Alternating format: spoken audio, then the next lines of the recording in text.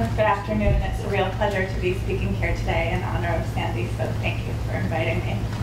I wanted to begin my talk by talking about income inequality in the time of inequality. And this figure represents numbers as reported by Jencks and co-authors in their book. And we can see that between 1930 and 1968, the coefficient of variation in family incomes declined about 40%. But they also note that there's a slight hint of a reversal of the trend between 68 and 70. And it hardly needs to be stated again to this audience, we've seen it this morning, and you all knew coming in that this hint of a reversal of the trend became a sustained trend through the 70s and early 1980s, where income inequality increased in wages, and inequality in wages and income both grew monotonically through that period. And in the first part of the presentation that I'm going to show you today, I'm going to pick up in 1985. So we can see here that the variance in log family incomes grew about 33% between 1985 and 2010. And similarly, if we switch perspectives from comparing across years to comparing across birth cohorts, we can see that income inequality in middle adulthood was about 30% higher amongst individuals who were born in the late 1970s and early 1980s compared to individuals who were born in the mid-1950s who were in their 30s in 1985. So members of more recently born cohorts experienced substantially more inequality in middle adulthood compared to members of earlier born cohorts at the same ages.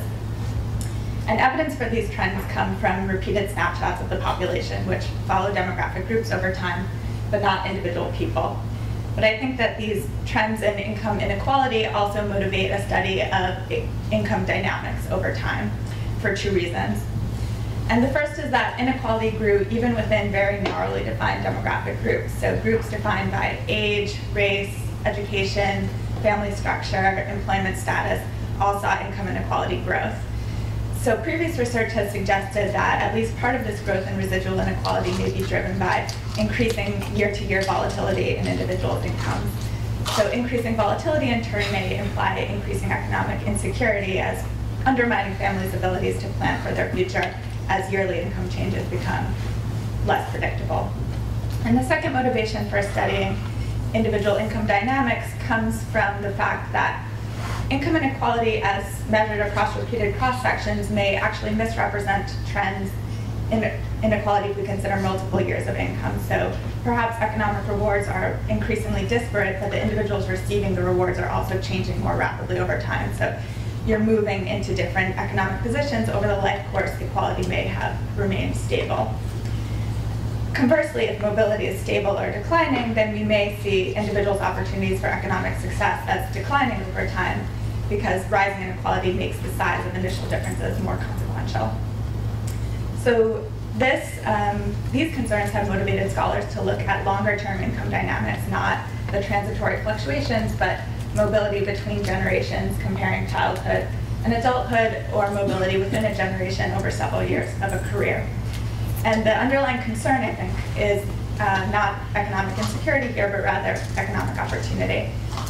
So to try to integrate these two concerns about income dynamics into the study of income inequality, I jointly consider income differences between individuals and income differences within an individual's life across time. And this joint measure, which I'm going to call lifetime inequality, can be decomposed into these different sources of income differences: mobility between childhood and adulthood, economic statuses, mobility over the course of a career, and unanticipated economic volatility.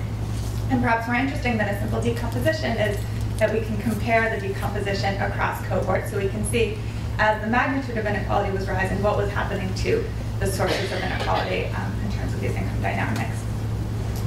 So to do so, I take a life course perspective on inequality, which first means taking seriously changes in incomes over the lifespan. And these changes are patterned by age and family life. So during childhood, your economic well-being primarily depends on your parents' economic well-being.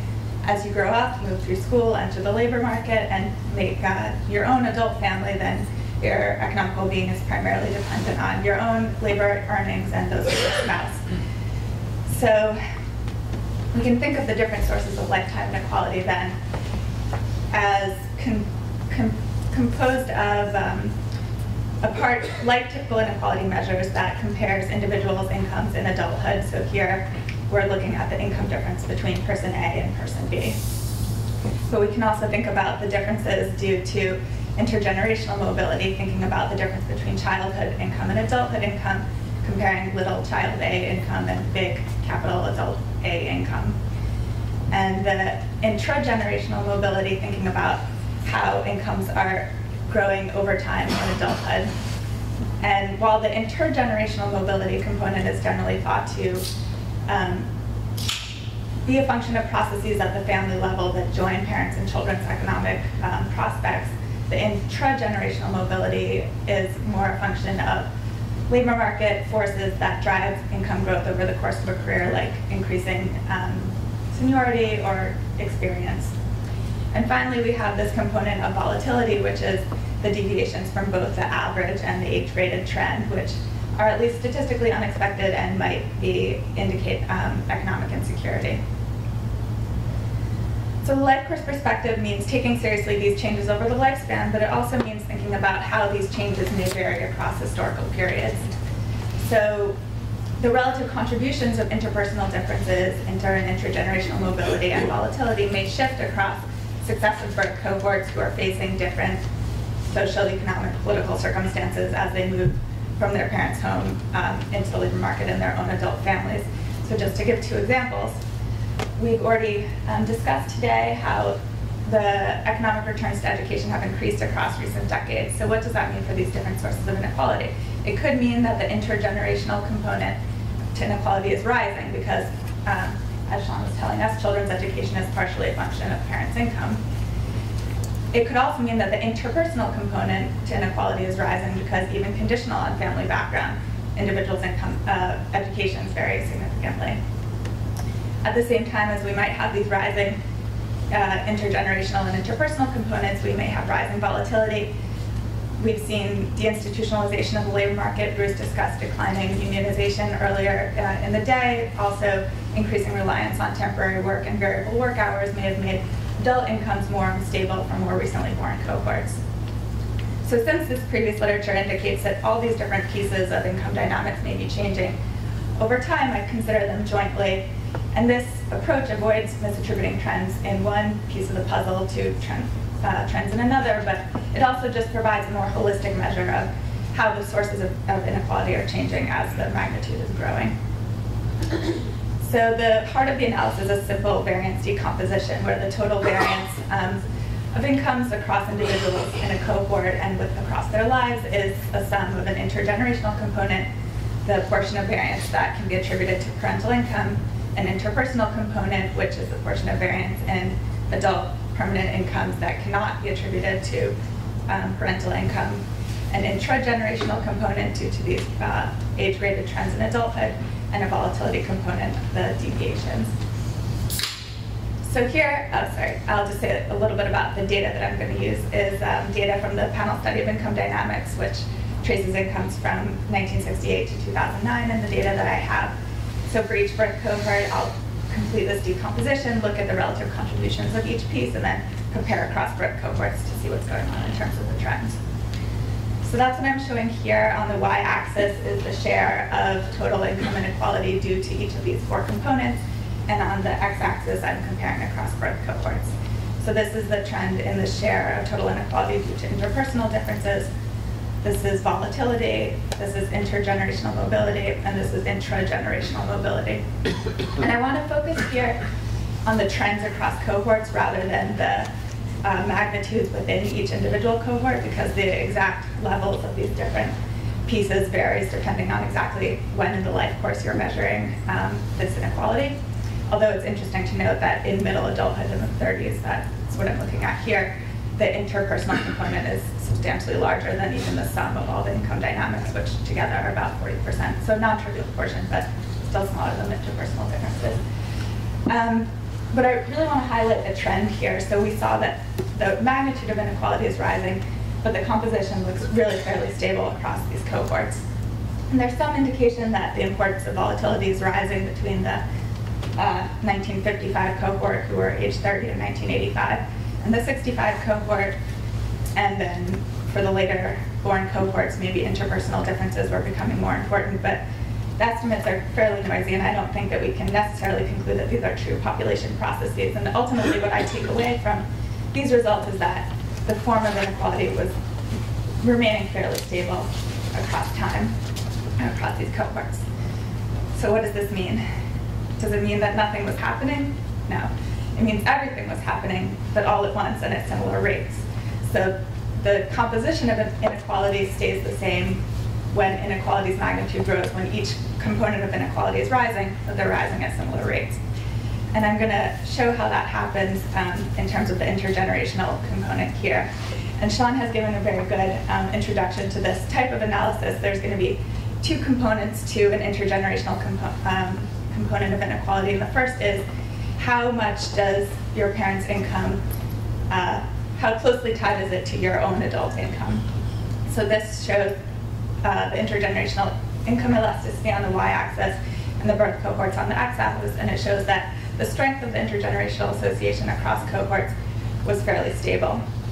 But what was changing was the inequality in parents' incomes.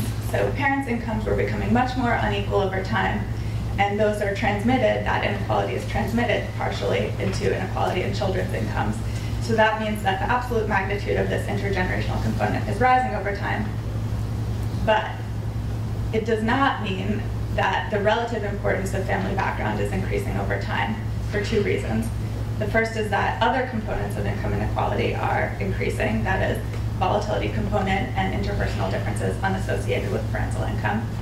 And the second is, again, focusing on this graph on the left, the strength of the tie in incomes across generations appears relatively stable. This stability in mobility across cohorts has been found by several other researchers who have also looked at trends in income mobility in the panel study of income dynamics. But it's contradicted by cross-national research. So here I show income inequality in the country compared to its intergenerational earnings elasticity, comparing fathers and sons. This is data compiled by Miles Korak into what has been known as the Great Gatsby curve. So we can see that in countries that are more unequal, they have a higher earnings elasticity. That means fathers and sons' earnings are more tightly linked.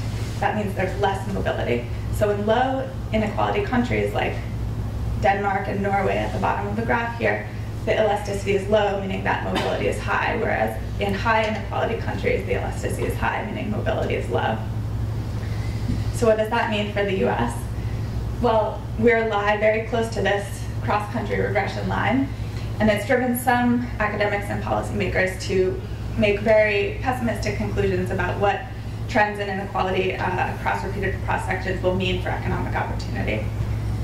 So here, in a speech to the Center for American Progress last year, Alan Kruger stated that it's hard to look at these figures, meaning the Great Gatsby curve, and not be concerned that rising inequality is jeopardizing our tradition of equal opportunity. The fortunes of one's parents seem to matter increasingly in American society. Well, this statement contradicts the overtime trends that I just showed you. But the trends are noisy, and there is still debate in the literature about what's going on in terms of US mobility trends. So is there any other source of information that we can use to try to find out more about what's going on in the relationship between inequality and mobility in the US context? Well, we can think about looking across states as well as years in the US. So here we can see these maps show that all across the US, inequality was rising over time, and that's indicated by the increasingly red nature of these graphs. More red means more inequality in that state. But we can also see that the rate at which inequality rose varied across states. And even within each cross-section, within each of these years, there's substantial variation across states and their levels of inequality. And that's obscured a little bit in the color scheme here because I'm highlighting the trends, but there is substantial cross-state variation in each cross-section.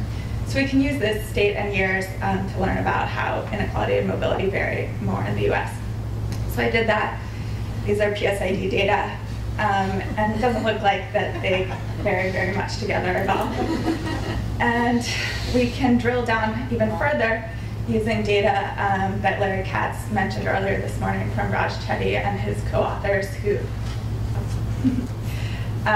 looked at commuting zone level data. So these are like metro areas, but also include non-metro parts of the US. So we can see that the areas that are more red, again, are more unequal in terms of their local residents. And we can think about how this local inequality varies with the mobility rates of individuals from these areas. And so Chetty and collaborators have worked to do that using Internal Revenue Service data to get these very small area estimates. Still doesn't look like there's a lot going on there.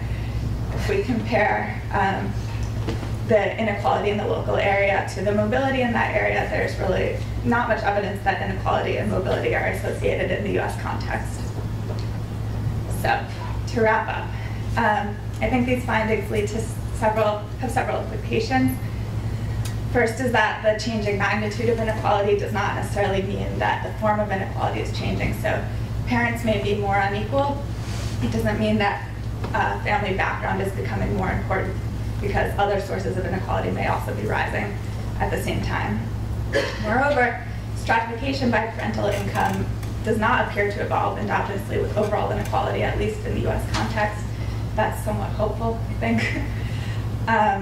But at the same time, rising inequality was not offset by especially high mobility. So it's not the case that people, as inequality was growing, they were taking turns in all different economic positions, so we kind of blunted the impact of this growth in inequality. That's not the case. And I wanted to close with this quotation. We've heard it, I think, maybe already today from Jencks and collaborators, who seem to have already known that these conclusions were right back when they wrote Inequality, where they said, "It seems clear that strategies for reducing economic inequality by equalizing opportunity will not work very well." And I agree. I think recent data really bear this conclusion out, and also the more general conclusion that if reducing inequality is a goal, then we should intervene on inequality, not on some distal contributors to adult inequality. And that will be vastly more effective. Last thing, this is a full quotation from the book. If the argument is correct, then it seems clear. So that's true for what I'm presenting today too. If what I've shown you is correct, then what I'm saying is correct. And I'm not sure that it is. It's a work in progress, so I look forward to hearing all your feedback. But I also wanted to say my final thing to Sandy directly. This quote really inspired me to think about how you have inspired me throughout graduate school, and I think it really embodies your intellectual humility and your courage, the ability to recognize uncertainty in social science data, to try to marshal evidence, to answer big questions, and to make bold conclusions and statements that are open to revision. So that's been extremely inspiring to me, and it's a real pleasure to speak here today, Your Honor.